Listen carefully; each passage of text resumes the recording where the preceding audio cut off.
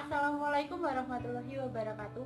Saya Elvi Marsyani dari kelas 2B dengan nomor induk mahasiswa 1902101263P akan mengulas sedikit mengenai materi dari pendidikan seni musik. Orang awam tentunya bertanya-tanya, apa itu pendidikan seni? Oke, pada materi pertama kita akan membahas itu. Materi pertama, pendidikan atau konsep dari pendidikan seni itu sendiri. Pengertian secara umum pendidikan seni adalah suatu upaya pembelajaran yang dilakukan untuk dapat memunculkan rasa kesenian pada peserta didik atau pada manusia. Dengan cara, hakikat pendidikan seni itu sendiri adalah suatu proses untuk memunculkan atau mengembangkan nilai-nilai yang terdapat pada diri manusia. Nilai-nilai tersebut berupa nilai kreativitas, nilai imajinatif, serta kepekaan rasa. Dengan tujuan dapat memunculkan rasa estetika atau keindahan pada peserta didik dengan tujuan dua, yaitu apresiasi dan berkreasi. Apa itu apresiasi dan apa itu kreasi? Kali ini kita akan membahasnya.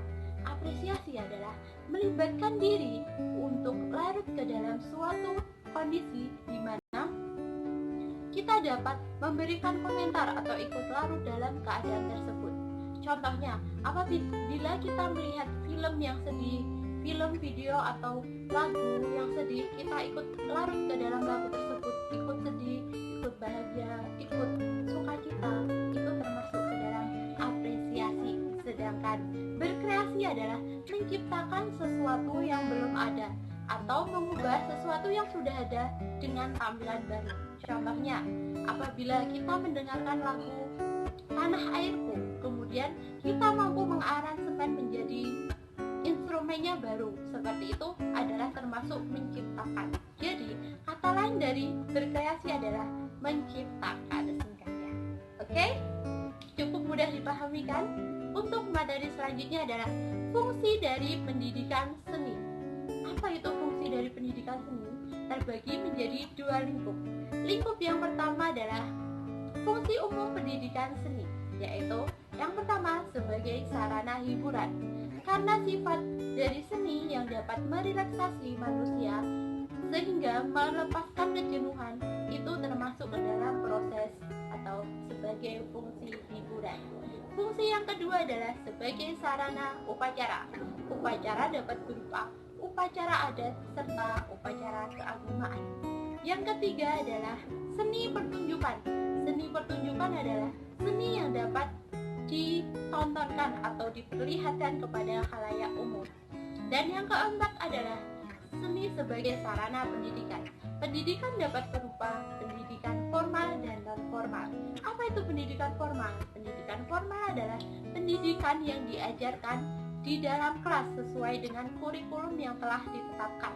Sedangkan pendidikan non-formal atau seni non-formal diajarkan di luar sekolah atau di luar kelas, seperti ekstrakurikuler tambahan pada sekolah dan sanggar-sanggar yang berdiri di luar sekolah. Untuk materi selanjutnya adalah fungsi seni bagi kalangan anak-anak. Ada dua lingkup. Yang pertama, berperan secara langsung atau manfaatnya dapat dirasakan atau dapat terlihat oleh indera secara langsung. Sedangkan yang kedua adalah secara tidak langsung atau berproses. Contoh dari seni, fungsi seni dapat dirasakan secara langsung adalah digunakan dalam media berkomunikasi pada anak, media ekspresi, media bermain, dan sarana perwujudan kreativitas dari anak. Sedangkan yang tidak langsung adalah dapat membangun budi luhur dari anak atau dapat melatih emosional dari seorang anak yang dapat berupa emosi anak yang belajar seni akan lebih tertata. Fisik anak yang belajar seni akan lebih lincah karena sering dilatih. Dan sosial dari seorang anak yang belajar seni itu pun juga akan lebih tertata. Kreativitasnya pun juga akan lebih meningkat atau lebih tinggi dibandingkan dengan anak yang tidak belajar seni. Itu tadi adalah penjelasan sedikit dari fungsi seni bagi anak-anak. Untuk yang materi selanjutnya adalah pendidikan seni yang lebih spesifik lagi, yaitu pendidikan seni musik. Oke, materi selanjutnya yang akan kita bahas adalah mengenai seni yang lebih spesifik lagi, yaitu seni musik. Apa itu seni musik? Pastinya orang awam menganggap bahwa seni musik itu adalah musik atau suara yang bisa didengar oleh indera pendengaran.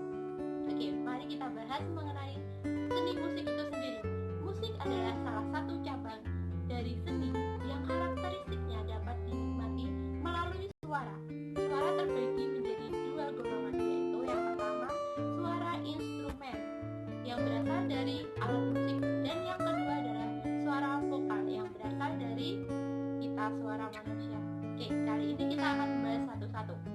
Yang pertama adalah musik atau musik vokal. Suara vokal yang berasal dari alat musik berupa alat musik melodis dan ritmis. Apa itu alat musik melodis? Alat musik melodis adalah yang mampu sebagai pengiring lagu, dan yang ritmis adalah penentu ketukan pada lagu. Contoh dari alat musik ritmis adalah yang karakteristiknya biasanya dimainkan dengan cara dipukul. Contohnya gong, triangle, drum, seperti itu. Itu termasuk ke dalam alat musik ritmis. Sedangkan melodis, contohnya biola, pianika, organ, seperti itu adalah alat musik melodis. Oke, tentunya kalian sudah paham semua kan? Untuk yang selanjutnya adalah unsur-unsur dari musik itu sendiri. Contohnya adalah irama, birama, harmoni, timbre atau ketukan. Itu termasuk ke dalam unsur-unsur musik. Untuk selanjutnya adalah yang berkaitan tentang musik, itu adalah harmonisasi. Harmonisasi itu apa sih? Tentunya orang awam itu pasti masih bingung. Sedangkan orang yang sudah terjun atau sudah masuk ke dalam seni pastinya sudah tidak asing lagi dengan kata-kata harmonisasi. Adalah keselarasan antara interval dengan akord. Apa itu interval? Interval adalah jarak antara dua not.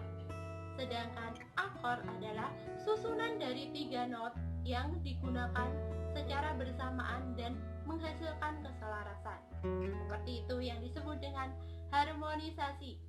Yang kedua adalah artikulasi. Artikulasi adalah pengucapan secara jelas. A, I, U, E, O, dan itu. Seperti itu. Jadi ketika kita bernyanyi, tidak perlu sungkan untuk membuka mulut kita. Jadi tidak perlu malu. Ketika pengucapan A harus jelas. A, mulut kita dibuka secara lebar. I, sedangkan I kita memperlihatkan gigi kita. I, U, kita mulut kita membentuk huruf O, tapi huruf O kecil. Sedangkan O kita membentuk lingkaran yang agak besar atau huruf O yang agak besar. Seperti itu. Pasti sudah jelas kan teman-teman? Oke, kali ini yang materi selanjutnya yang akan saya bahas adalah karakteristik dari lagu anak-anak. Apa itu lagu anak-anak? Lagu yang dimainkan anak-anak atau yang biasanya sering dinyanyikan oleh anak-anak. Karakteristik dari lagu anak-anak itu yang pertama adalah liriknya menggunakan bahasa yang mudah dipahami anak-anak. Itu sudah pasti karena namanya saja sudah lagu anak-anak. Yang kedua, cenderung liriknya itu singkat untuk mempermudahkan anak-anak menghafalnya. Karena apabila menggunakan lirik yang terlalu panjang, anak-anak akan bingung, bosan untuk mempelajarinya.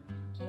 Dan yang ketiga, tentunya nadanya sesuai jangkauan anak-anak. Jadi anak-anak mampu untuk menjangkau lagu tersebut. Ketika lagu orang dewasa begitu, lagu anak-anak pendek saja. Itu adalah karakteristik lagu anak-anak secara singkat. Sekian ulasan materi dari pendidikan seni